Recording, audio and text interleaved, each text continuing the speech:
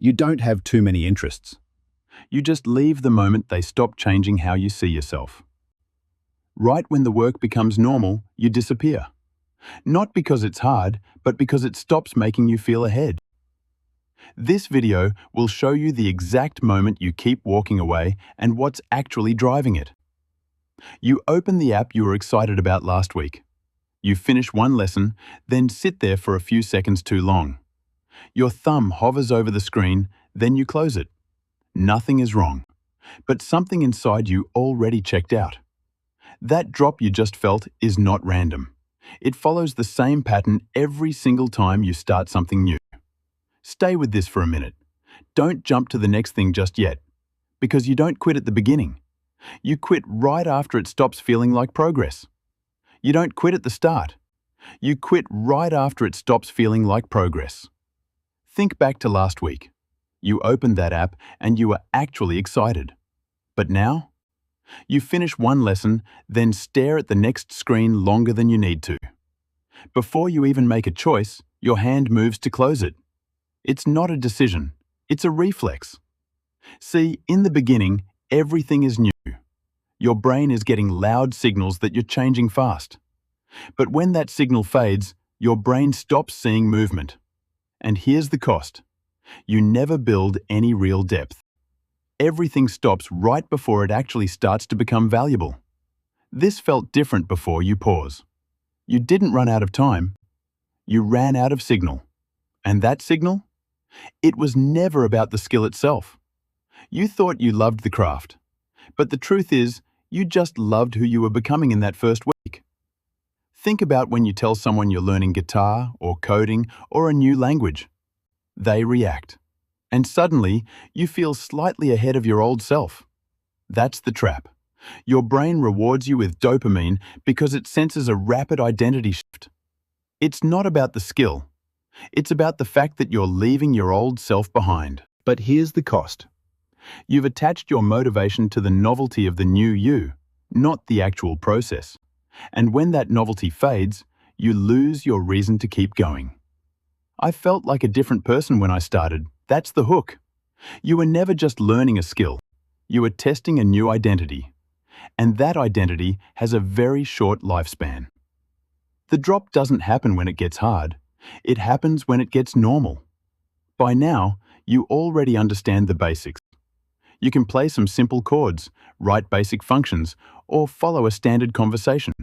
But suddenly, nothing about it feels impressive anymore. The rate of self-update is slowing down. Your brain is no longer getting that hit of, I'm becoming someone special. And here is the fatal mistake. You walk away exactly when the skill requires the most repetition. You quit right before you enter the phase where you actually start to stand out. This isn't as exciting as I thought.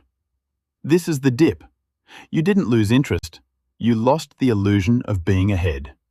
And this is where most people start to lie to themselves. You don't just avoid effort. You avoid the moment your future self stops looking impressive. You hover over that unfinished project. You think about continuing, but then you imagine how slow and painful the progress will feel. So you close the tab and tell yourself, I'll come back to this when I'm in the right headspace. See, when progress slows down, the image of the talented you starts to crack. Your brain chooses to walk away just to keep that unproven potential intact. The cost? You accumulate a dozen brilliant starts, but zero real results. You keep the hope, but you lose the competence. Maybe this just isn't my thing.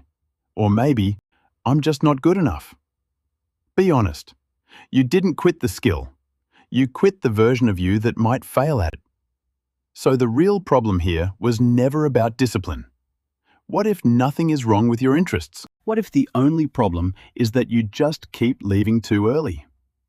You will reach a moment where the work feels slow, monotonous, and repetitive.